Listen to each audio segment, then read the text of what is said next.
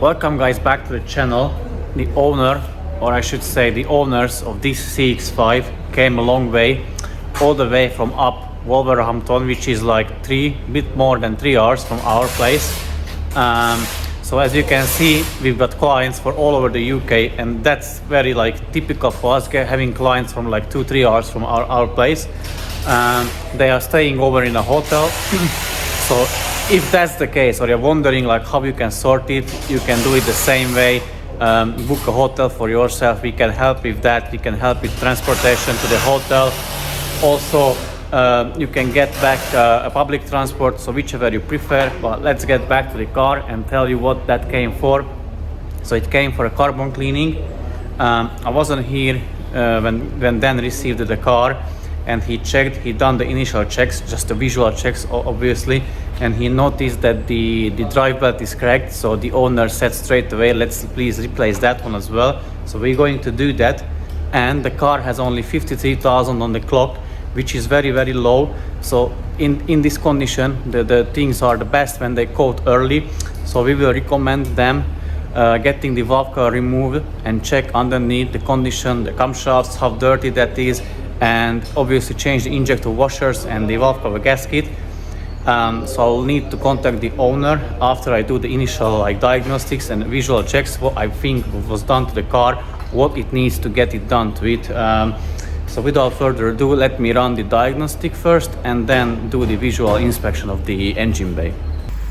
So as I said, the car has 53,000 miles, which is very good, or like low. And now let's check the diagnostic. So first check the trouble codes or fault codes. So no DTs is found.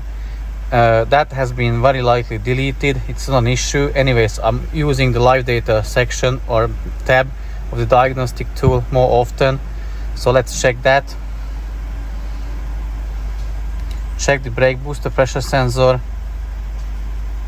It is 7.6 where it should be. If I press the brake pedal, it should go back to 7.6 fairly quickly, which it does. So that's quick, so it doesn't stop anywhere and it goes back, so that's good. Obviously it can be tested different way with a vacuum pump, like externally, but I assume the vacuum pump is good, is in good working order. GPS connected. Now let's check the oil pressure. So the oil pressure should be checked between the 70 and 80 degrees of Celsius of the engine oil temperature, and at idle it should have at average around, at least I would say 160, which it averaging about that. Now I'm going to rev the engine up to 2000 RPM, and it should have around the same, so at least 160 kPa. I'm at 2000 at the moment. As you can see, it is averaging 180, very good. Now I'm going to do 3,500 RPM, should be 360 kPa.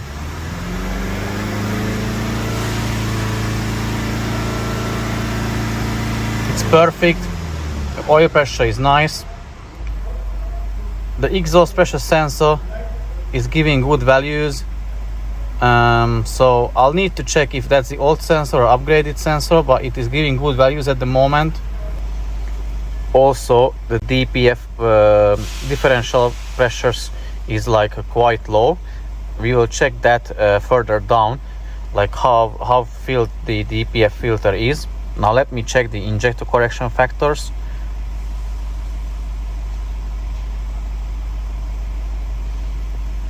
So here are all four. GPS connected. The closer to zero it's better, and they are very close, so I would say minus 0.7 to plus 0.7 is ideal, not ideal but within the specs, and it is actually very good, very close to zero. And now let me check the DPF. As I said,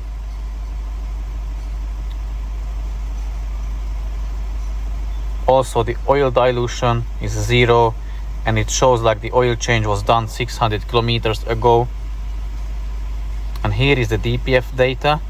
So basically the generation of the particulate matter is like 3.2. I think it will start regioning at around 6.5, maybe 7. I'm not 100% sure about the number. And now let's check when was the last DPF region done.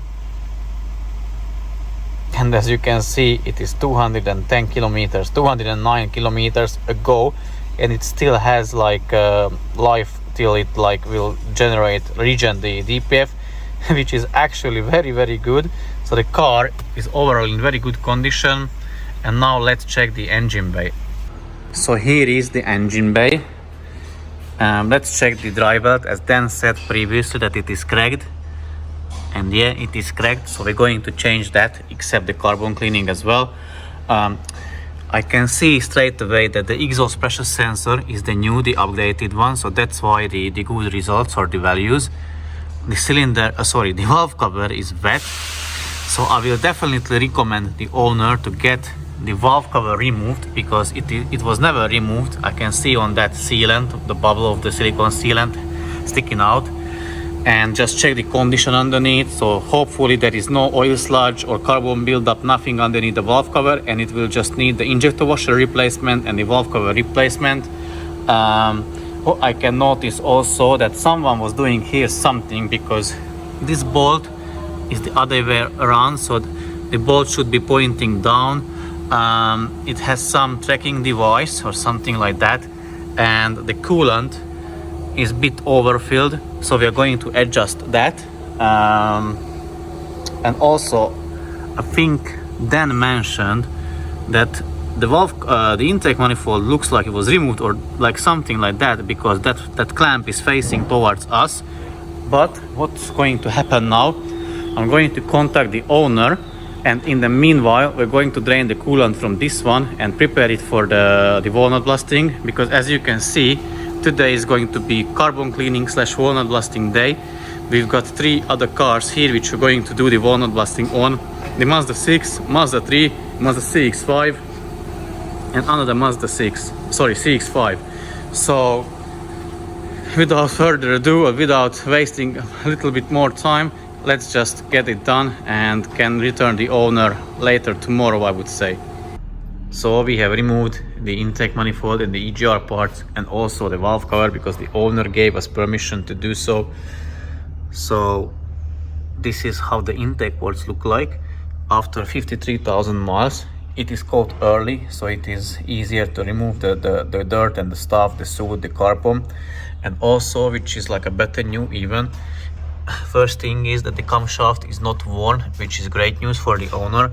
And also it is not dirty. We will just clean the injector hose. As you can see, it is like a brownish, yellowish, goldish color, so that means the oil changes was done like quite on time.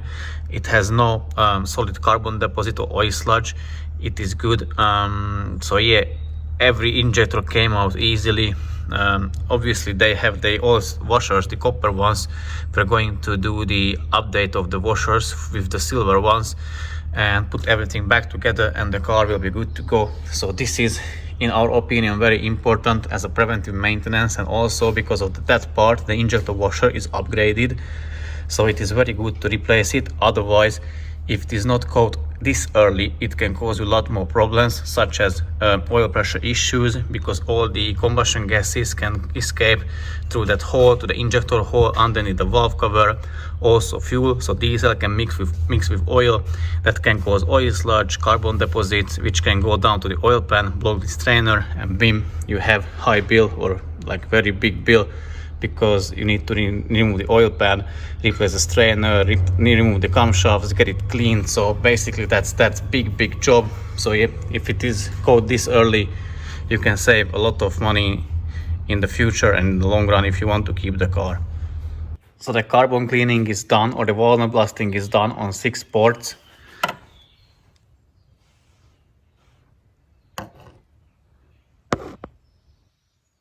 Those 2 still needs to be done. We need to turn the crankshaft in order to close the valves, and then we can carry on. I hope I won't lose the footage from the endoscope, and I'll include that how the valves look like inside the intake ports. Okay, we managed to finish it today. We started it. We We like cleaned it, done the washer replacement, valve cover gasket replacement. The car starts, but we're going to finish it like touch it up tomorrow. So the software update is left for tomorrow. Test drive is left for tomorrow, and the 8 is ready, so the owner can have it back the next day. It's quite late now, 10 o'clock. We want to go home. I got a headache. Danny's tired. I'm tired, so we're ending it here with this one. Obviously, I'll let you know how it went tomorrow, but fingers crossed, as usually, it should be fine. So because it was just like a regular carbon cleaning and valve cover / exhaust camshaft inspection.